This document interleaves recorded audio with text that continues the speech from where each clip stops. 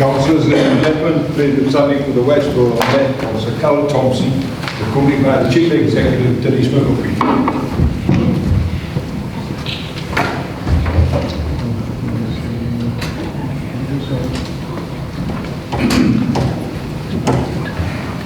While we're standing tonight, can we please have a minute's silence for these councillors who are no longer with us, Vic Tumty and John Long.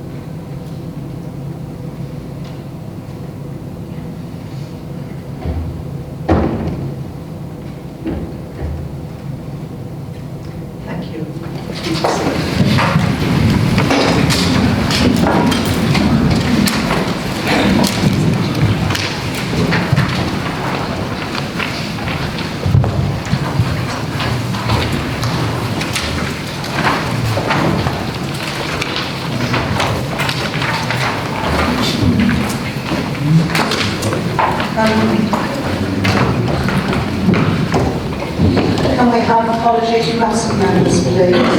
Thank you, and apologies from Councillor Merlin Morley, Councillor Doyle, Matthew Dodds, Tom Feeney, Andrew Martin Wells, Lisa Smith, and Mary Roy. Are there any more apologies from the floor? Unreal. Councillor Lisa Smith. I'm right tomorrow. I've got 1 second. Oh, brilliant. I'll figure it out. Also Ben Clay. I'll vote then. Yeah, thank you. Any more for any more? No? Okay, let's move on. Any declarations of interest from members? No? Any business required by statute? No, we've got any categories? No. Approved minutes of the last council meeting held on the 24th. This is the correct record. Mike, are you happy yet? Answer questions from members of the council on the minutes? No. Any business required by statute? We have nothing. And we will now receive announcements from the chair. Thanks, Denise. I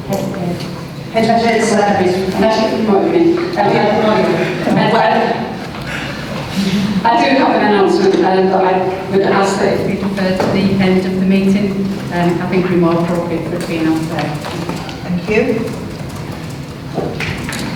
Any business related to the last meeting? No, we don't.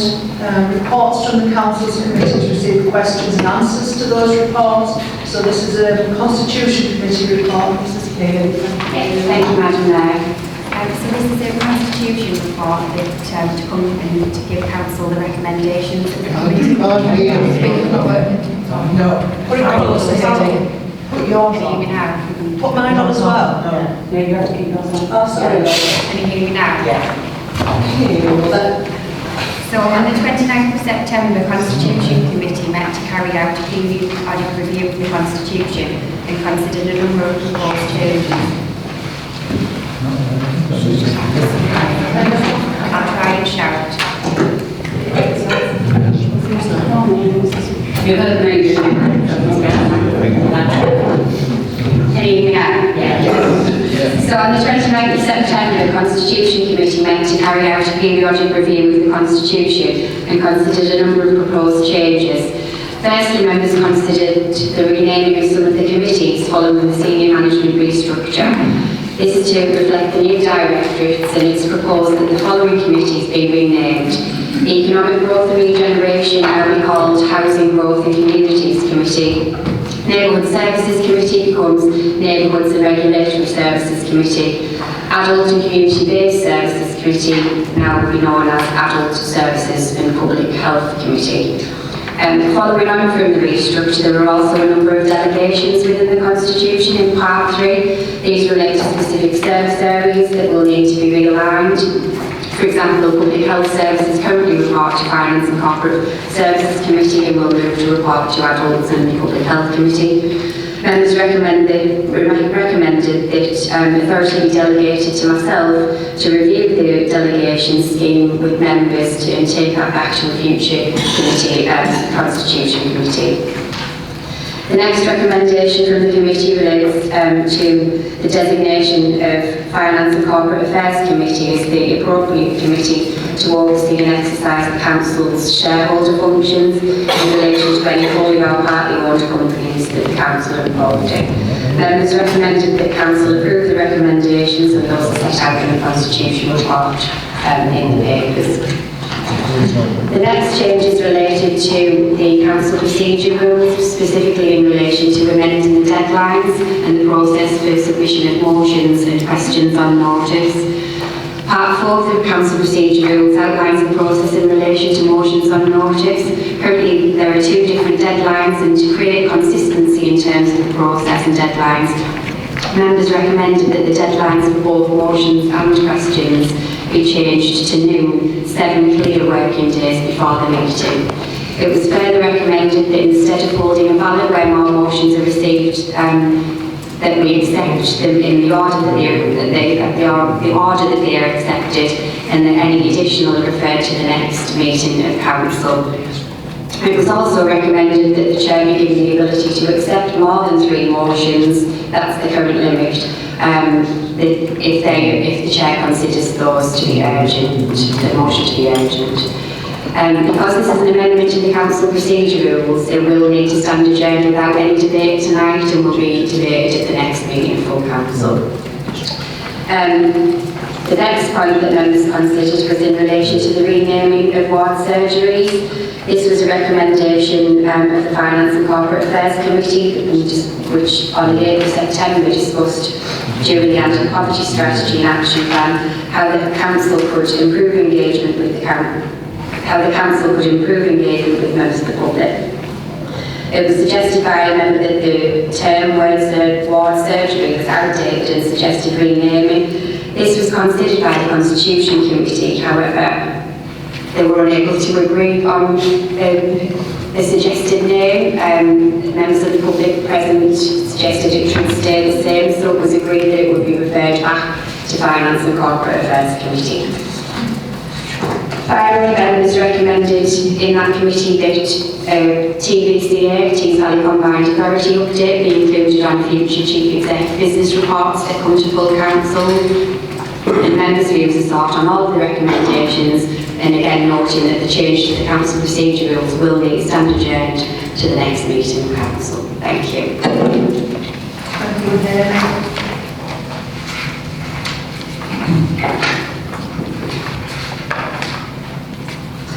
So we're looking to consider reports from policy committees next.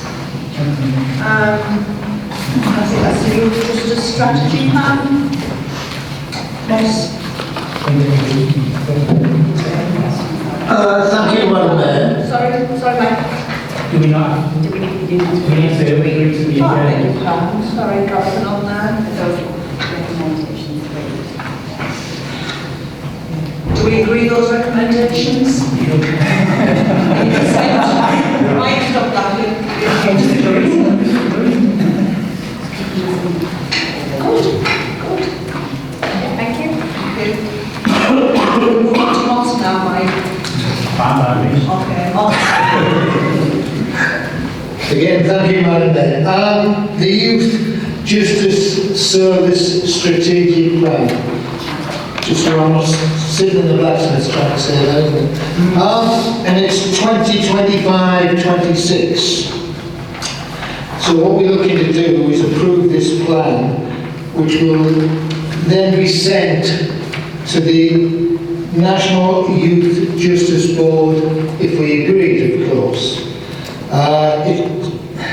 Its auspice legally is the 1998 Crime and Disorder Act, and the authority, i.e.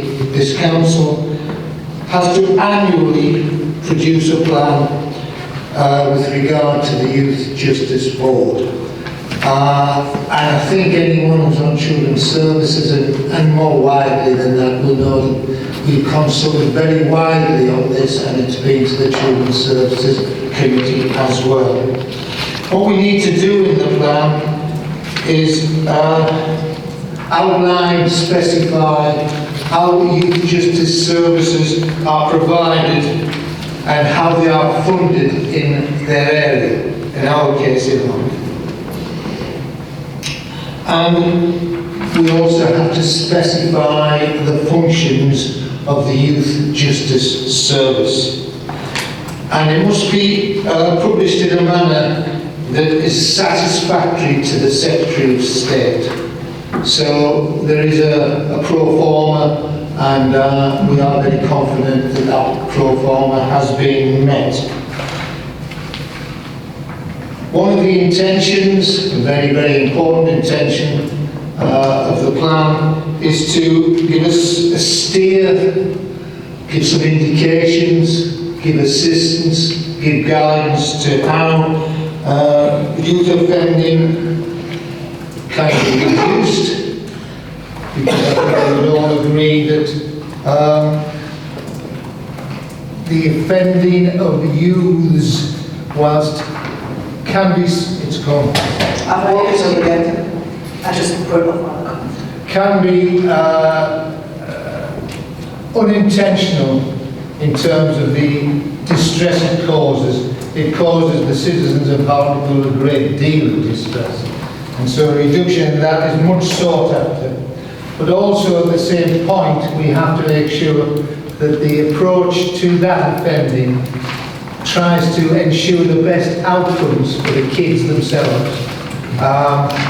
Hopefully that A, they'll stop offending, and B, that they will realise that a prosperous and productive life isn't about causing mischief to us.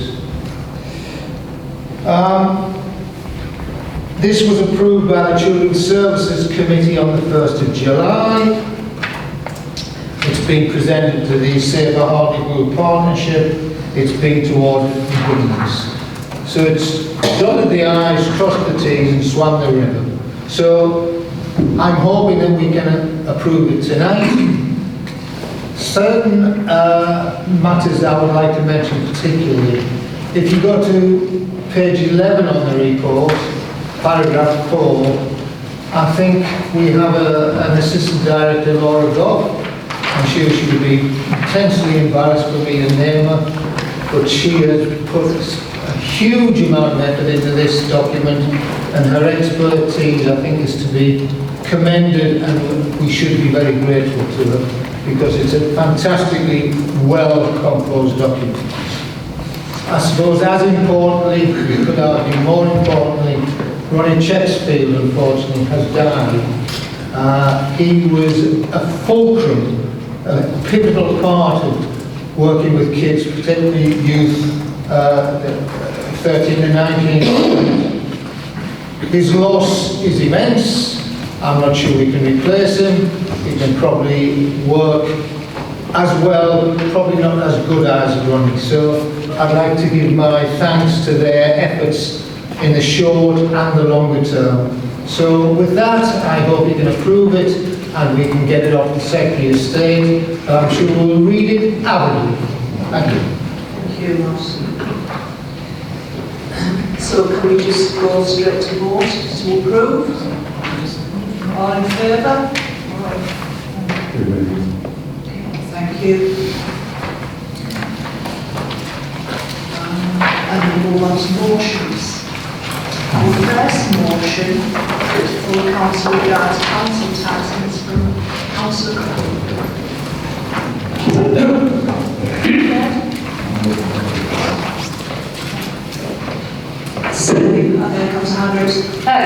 Could I just, I suppose it's an amendment really, could I just move the amendment that says Chair's just bring back the report?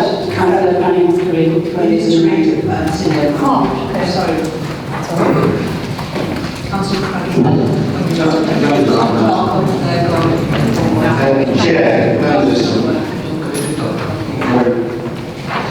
Since 2021, or since I've been a councillor, probably before that, Hartlepool have been consistently voting against any council tax rise, giving residents every reason to believe that a Labour-led council will deliver a freeze. Yet in 2025, the opposite happened. Instead of a freeze, residents faced a 4.99 increase, 2.99 car and 2.5 social care reset. People quite rightly feel misled.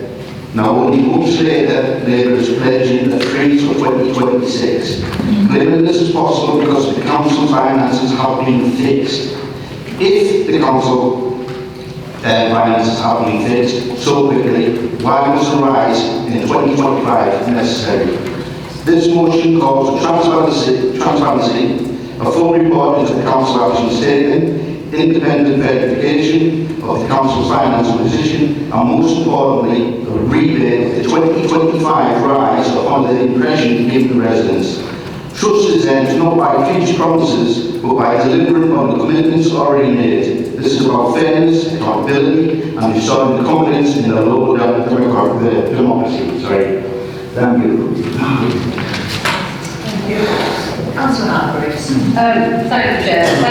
I think some of the answers to this were available at the last meeting, sadly Councillor Cranny wasn't here. But can I propose then that we just report that to the next full council meeting?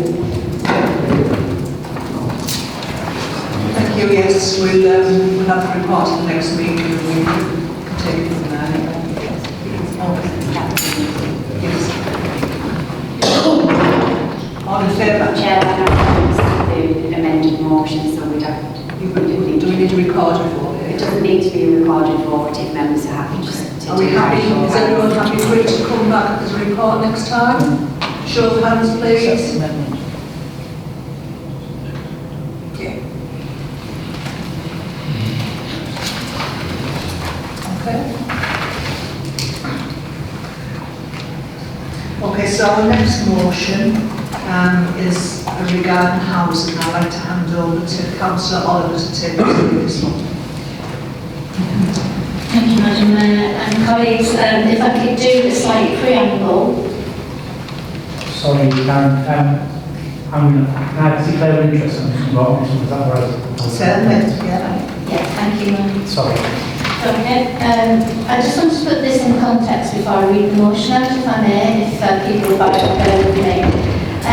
The private renting sector plays an important role in our housing market, and I certainly would like to stress that.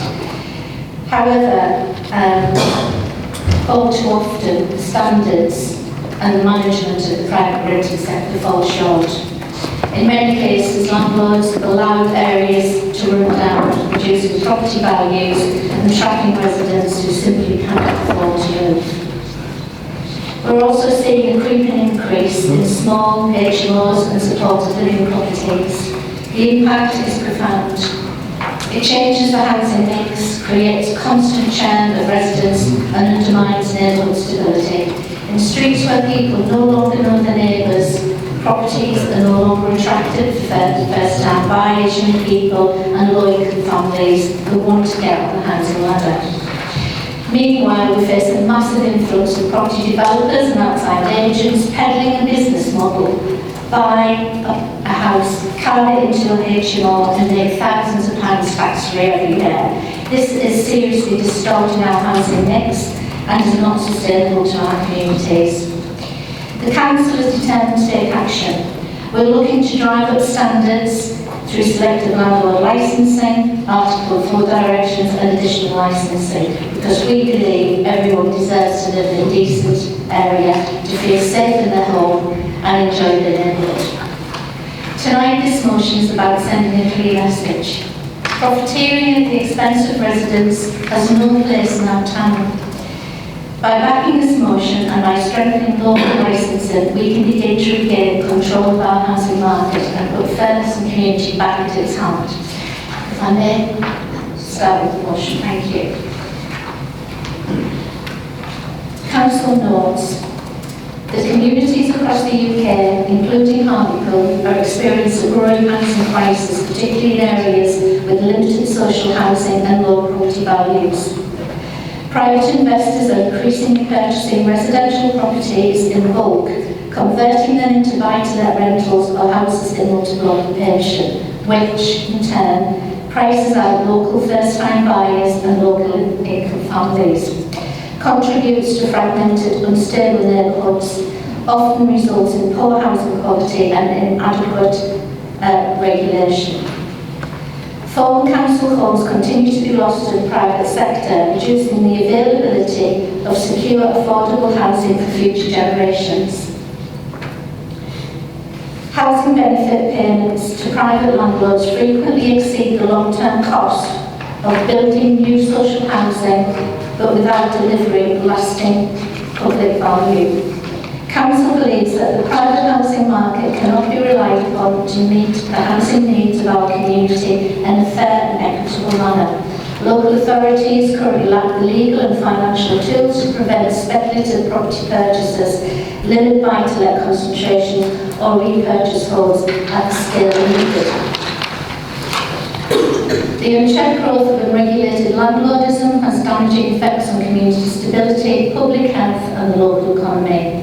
Council therefore resolves to call on central government to introduce a packet of housing reforms that include a property speculation levy on investors buying residential properties in areas of high deprivation or housing need, right to buy reform to give local authorities first refusal on ex-council homes before they're sold on the open market, local caps on buy-to-let properties to allow councils to preserve housing mix and community cohesion, strengthen compulsory purchase powers for councils to acquire substandard or harmful properties, right to the Secretary of State for Housing, Communities and Local Government urging immediate action on these measures to protect communities like Hartlepool, explore the feasibility of developing local initiatives within the existing powers to mitigate the negative impact of housing speculation in Hartlepool, with the regional partners, other local authorities to form a coalition advocating for fair housing reforms and stronger local powers. I would like to put this motion forward, Chair. Thank you, Councillor Oliver. Seconder? Councillor Body? We'll go straight to vote, I think. Do we want to debate? Yes. So, I like you all go green, Madam Mayor. no, I think. Well, let's speak first, Moss. Okay? Yeah, the second speaker. Although I do agree with what you just said, what's at the back of my mind is that we've got a very up-and-coming university here now, and we've got a lot of new students coming to our town. So I don't know how you're going to equate to bring them in, because my son lives in a house multiple, we've got occupancy and using Liverpool. So some multiple houses are needed instead of saying, oh, they're getting listed. So I do think that we have to think of the student population is coming in to drive our economics forward. So I'll get something, I don't know what, and I'll get something mentioning student accommodation and routine motion, but I don't know how to do it myself. Councillor.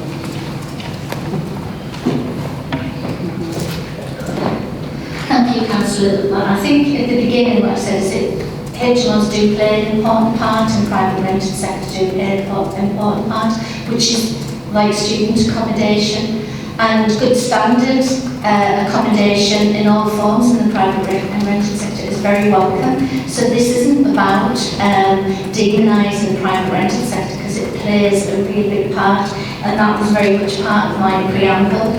I think for me it's where so good landlords have nothing to fear. I think it's for this, it's really where we have landlords who, it's like a monopoly board, basically, will buy 50 properties here, and they're often out of town, and they are having a profound impact on our community. So it's not about, we need student accommodation in certain areas. We want to build up areas like Church Street and link into our art college, etc. So it's not about saying no to HMOs. It's about raising the standard, and it's about the impact, negative impact and decline that is already happening in so many of our communities, and we have to stop that creep further.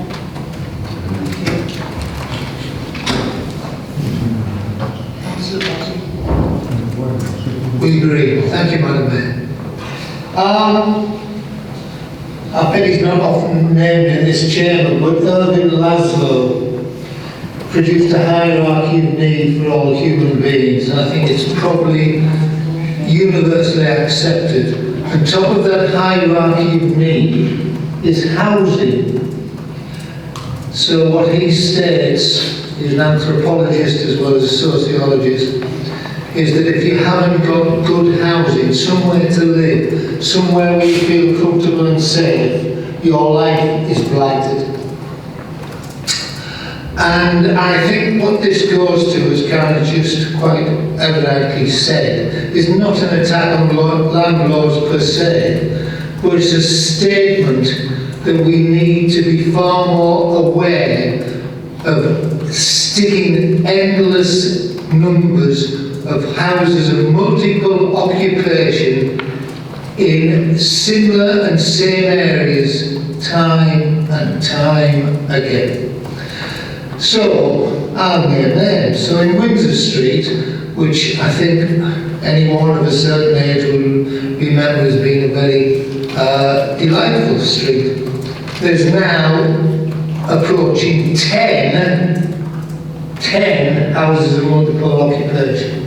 If you're a resident of Windsor Street and you're not part of the houses of multiple occupation, the whole character of your area and where you live has changed. It's a constant drip, drip, drip. The Victoria ward in which I live sees it ever more. And it's beginning to emerge in areas that maybe we hadn't envisaged it would. Rosemere, Manor. And what it does, I'm not blaming any of the residents, not at all, but what it does is change the character of the area. And because the landlords tend to be alien to Hartlepool and very often live in spacious accommodation far, far away from here, and B, couldn't give a TOSS about the standards of their houses, the people who live in them tend to be people whose life expectancy in terms of success and achievement is minimal.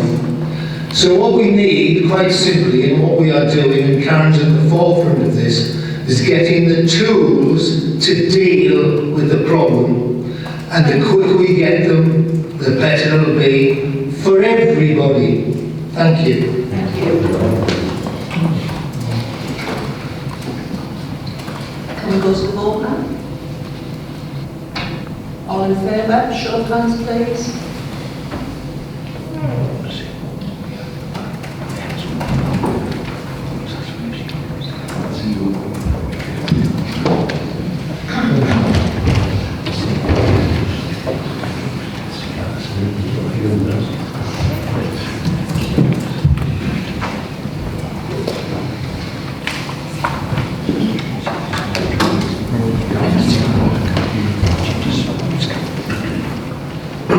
Questions or we vote? No, we're all done that. Thank you. Okay, we move on to the final motion for tonight, and Councillor Harrison, please. Thanks, Madam Mayor. I think the motion is very self-explanatory. I don't think we need to go any further, other than to say that the Labour Group came to a unanimous decision on this as soon as the news broke. We haven't followed any examples of other people doing anything. It was a decision we made straight away. So I think it's the right thing to do, and I would hope that you'd support it. Thank you. Can I second that, please? So you referred. Sorry, sir. Okay, can we take that straight to vote, please? All in favour, raise your hands.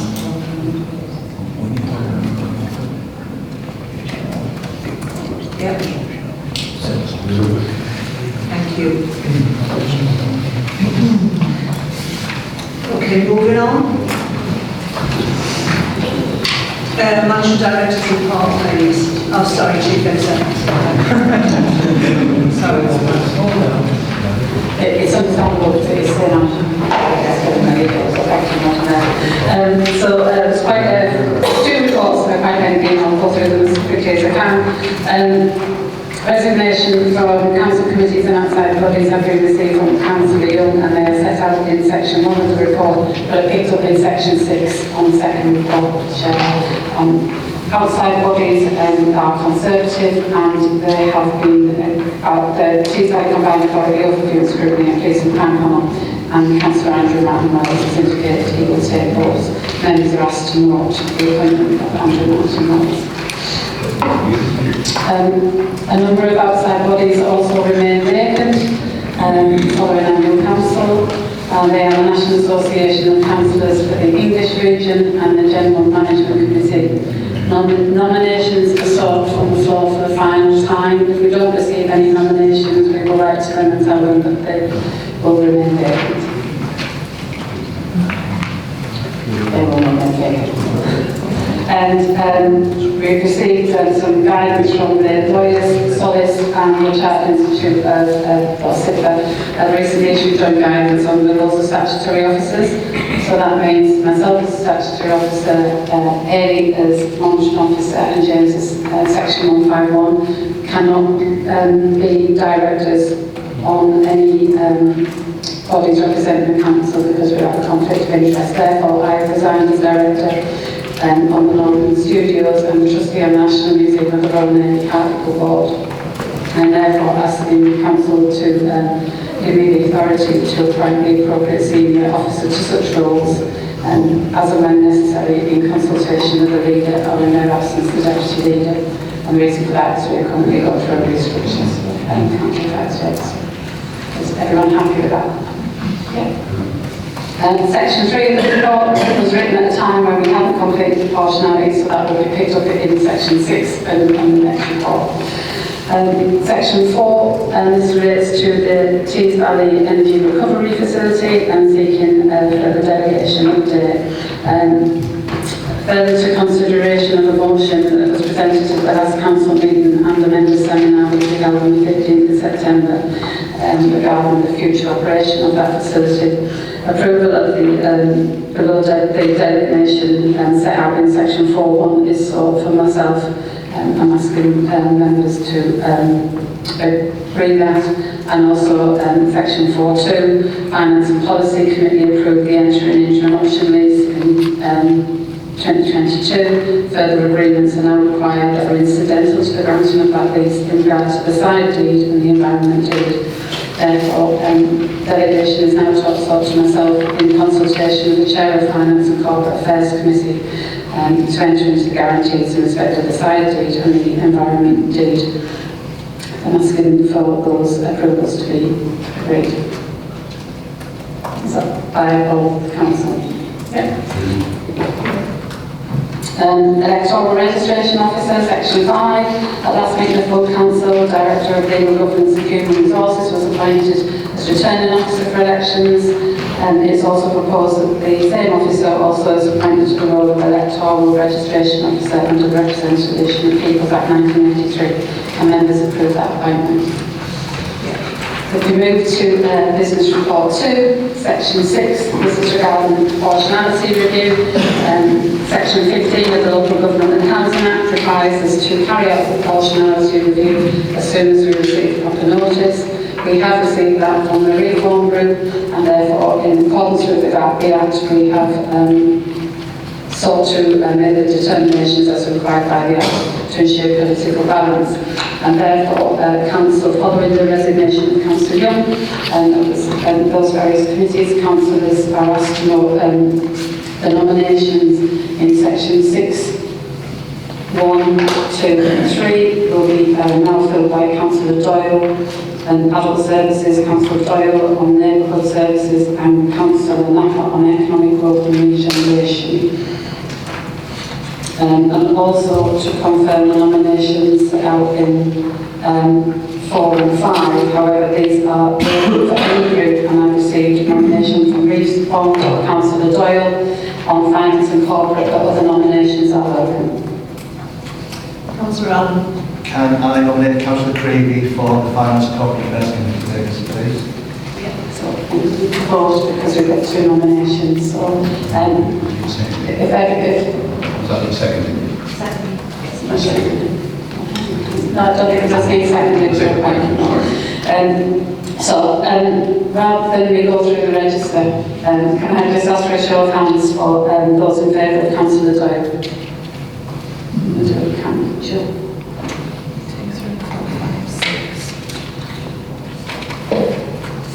7. And Councillor Creevy.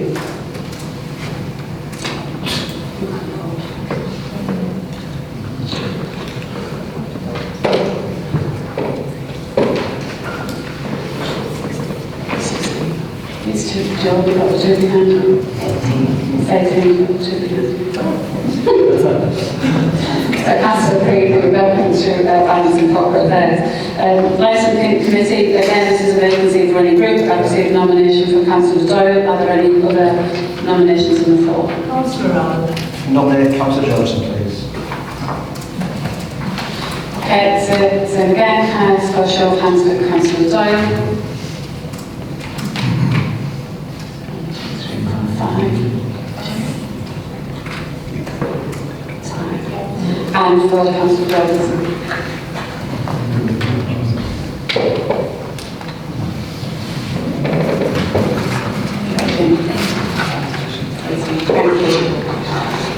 Planning Committee, again, vacancy for any group. I've got a nomination from Recon for Councillor Doyle. Other nominations are welcome. Councillor Allen. Councillor Dunbar, please. Again, can I see a show of hands for Councillor Doyle?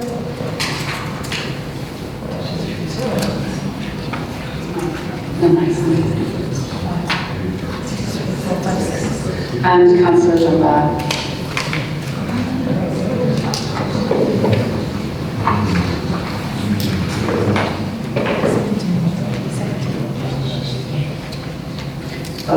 And Councillor Dunbar. Civic Honours Committee, it does say that this is a vacancy for any group. Actually, that's an error. It's actually only a vacancy for the Recon group, and therefore Councillor Doyle will take that seat. Apologies for that. I have no intentions of reading section 7, if that's okay. I was asked the Constitution Committee, and it's Anne Carey's covered it in her Constitution update to start providing updates on combined authority going forward. So I've summarised the reports which were considered at the Cabinet on the 26th of September. The members' information. I'm happy to answer questions, and where I can't answer them I will take them away and come back to Council. I've tried to cover every report that was considered. Councillor Harrison, you were there with me, and so hopefully I've given a true reflection of what was said and captured a lot of investment, I think, that's coming into Hartlepool, as well as a lot of things that we will contribute to the region of the council. So happy for any questions. Councillor Bobby. Thank you, Madam Mayor. This is, I suppose, both the report and the question. And the question is based on the report. So if you indulge me for a minute or two. I'm the Council's representative on the Tees Valley Combined Authority Audit and Governance Committee, and I think it's important that I report back to the Council on the workings and activities of that committee. And I have a question based on that report.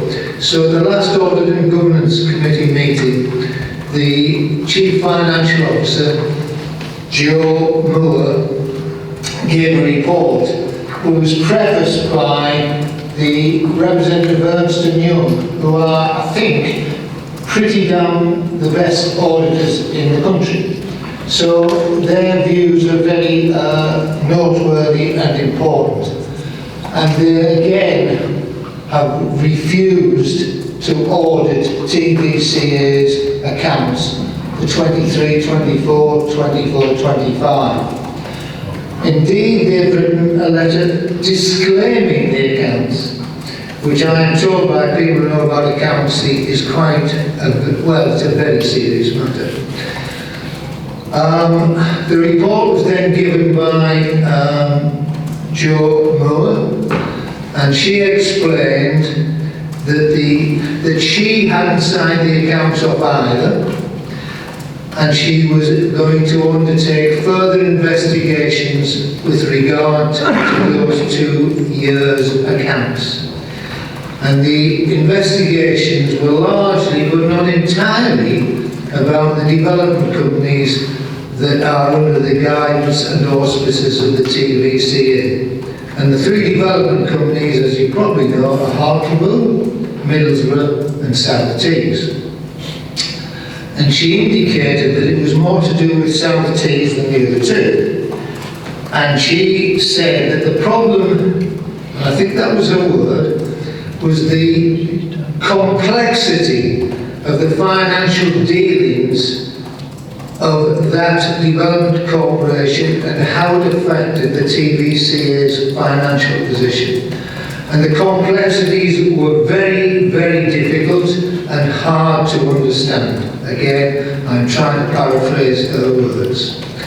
She also said that, because I asked the question on behalf of this council, I asked if the complexities of the deals were known before the deals were signed. So in a sense, had you prepared for this? Because it would seem to me that if you go into very complex negotiations and you know you have to account for them, both financially and figuratively, and you know they're going to be audited, you might have something in place that actually allows that to happen. And she reiterated they were just very complex. I then asked, what happens if you don't sign them off? Supposing you find that you can't sign them off. And she said, I've got until the 27th of November, and if I don't sign them off by then, it goes to the Treasury. Now, I think we all know the TVCA is on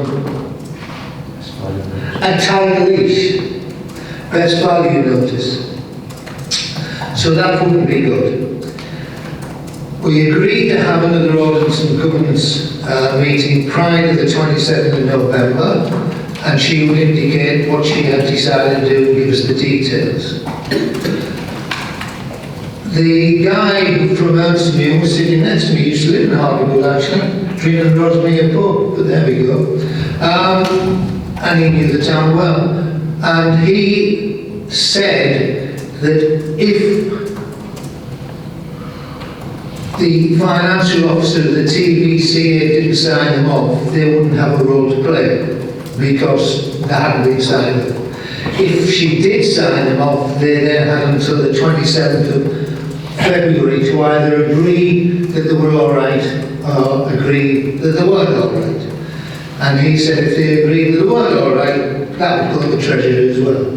So that's what happened, and it caused me a great deal of disquiet because we're talking about an awful lot of public money, an awful lot.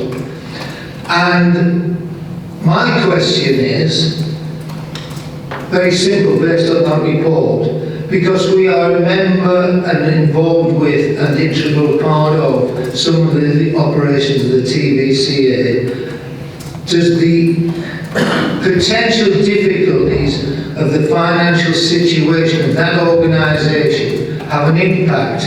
Will it have a detrimental impact upon Hartlepool finances and our aspirations for our town? Because I think we need to know that pretty damn quick, and if we do, we need to take appropriate action to deal with that possibility. Thank you, Madam.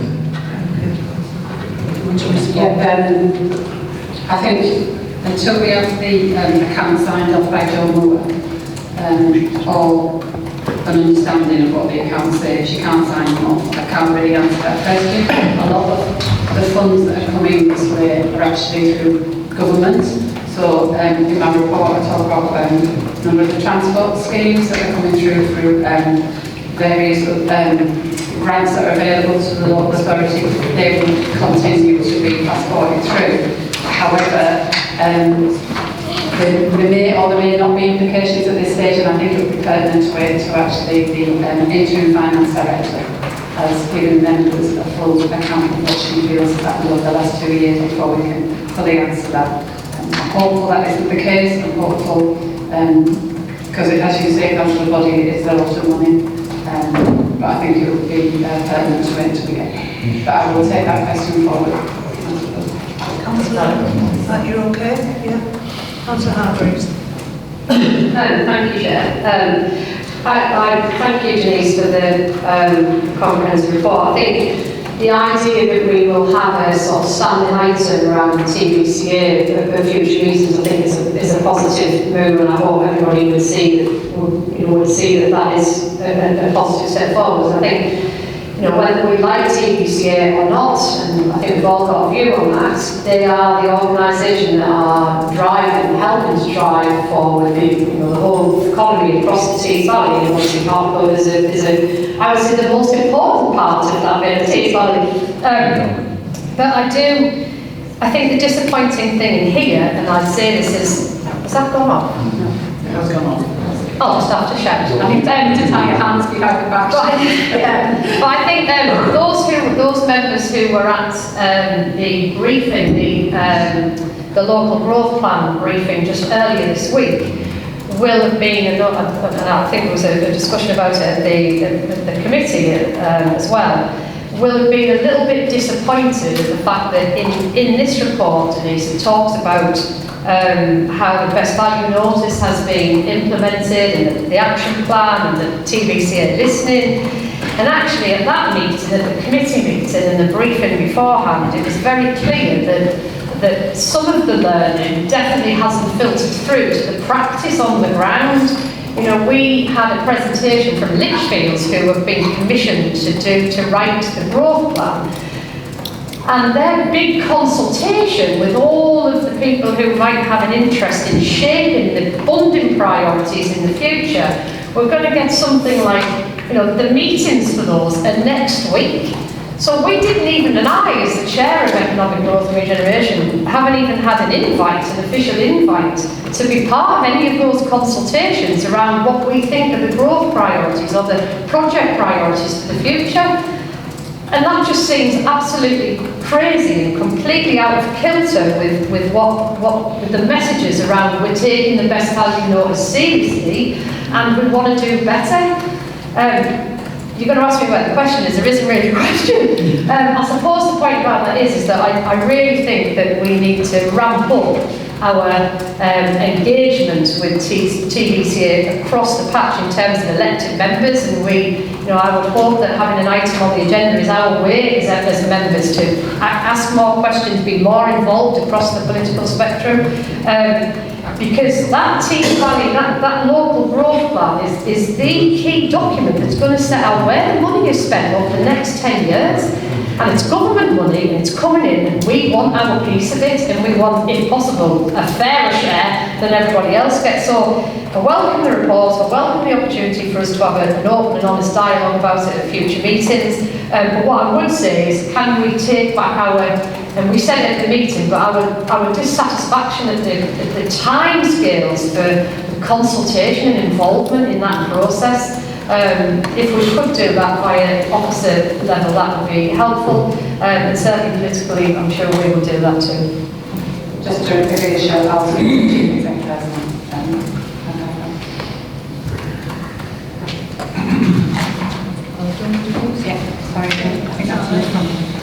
Okay, so we have no questions from the public, which notice has been given. Answer questions from members of the council. Okay, any questions from members? Questions to chairs about recent decisions?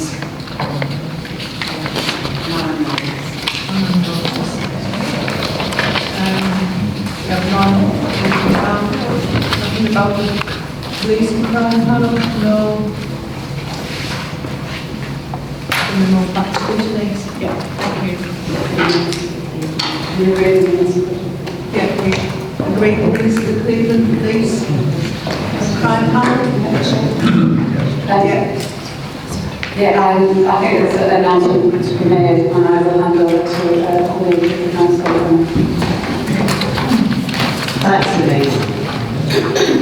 It's with some sadness, but a lot of common sense, that I am stepping down as leader of the council. Don't do me. Sorry. No, don't do that. I'm not actually upset about it, and I don't want you to give you that impression, but it is a big thing. There are a number of reasons, and I feel that at this time in the journey of the council, and particularly the Labour group, there is a need for more energy and more nastiness, I'm told.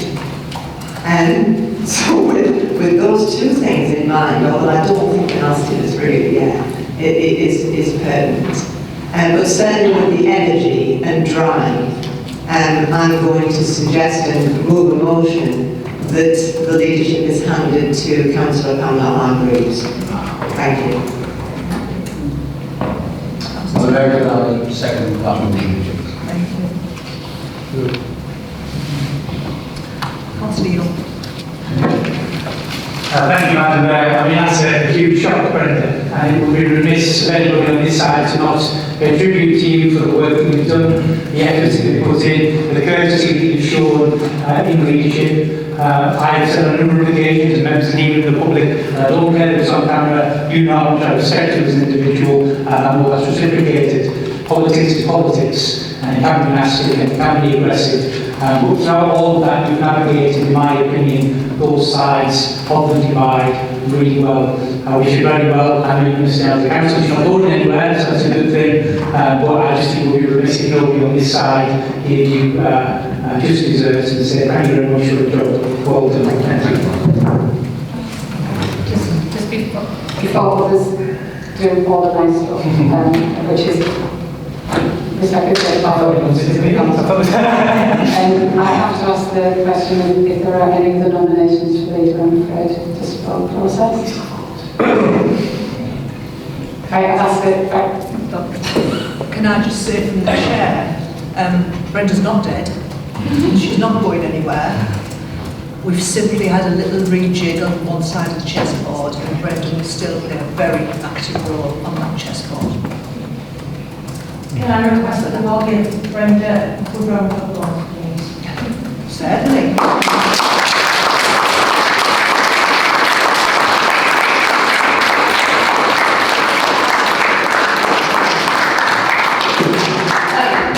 Thank you, Chair.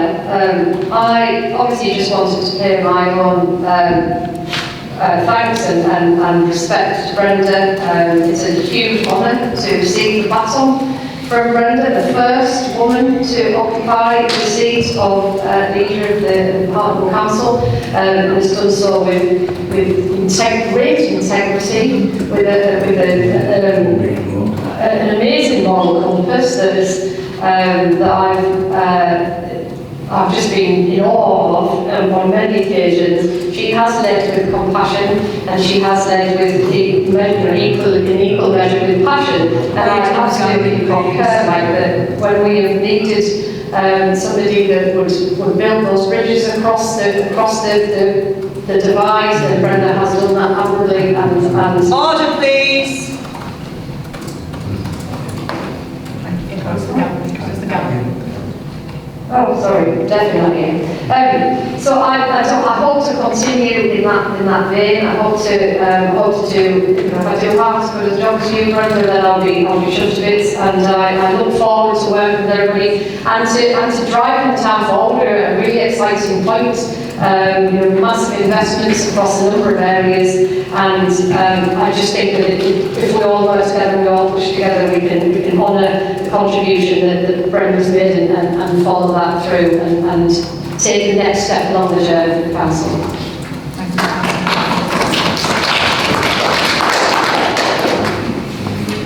Councillor, don't cry. I'm not going to cry, but I have. As an ex-student, I've never been able to call by Christine name, never. And that respect will go on forever and ever and ever. You've always shown that you just like everybody's mum. And you're always fair. When you first came in the chair of the Children's Committee, and to watch us grow into the leader, and the first one for women. I always want to be the first, but never mind. But enjoy your little time off. You don't have much time off, it's probably still on the committee still. But just put your feet up and enjoy your life. Madam Mayor, obviously that announcement does mean that there will be implications on the policy committees and the chairs. I would just, if members would be happy, I'll refer that to the managing officer for us to work through what that means and how we deal with that, and work with the new leader of the council to how best to deal with that. Just on a point of clarification, can that decision for who the chairs are be delegated to the actual first meeting of those particular committees? Is that doable, just for the interest of making progress? If that's acceptable to council, then yes. And can I suggest that if you do any names that can just come forward to me, because I've just checked that our committee's coming up obviously before the next meeting of council, so just let me know. Yeah, just let me know. So if there are vacancies and you're nominating people to fill those vacancies, then that needs to go to Haley, and then it can be then referred to the committee to decide who the chair is, rather than the committee just, pick who they want to sit on those chairs. On somebody else I can. And I think that sums up tonight's business. Thank you very much.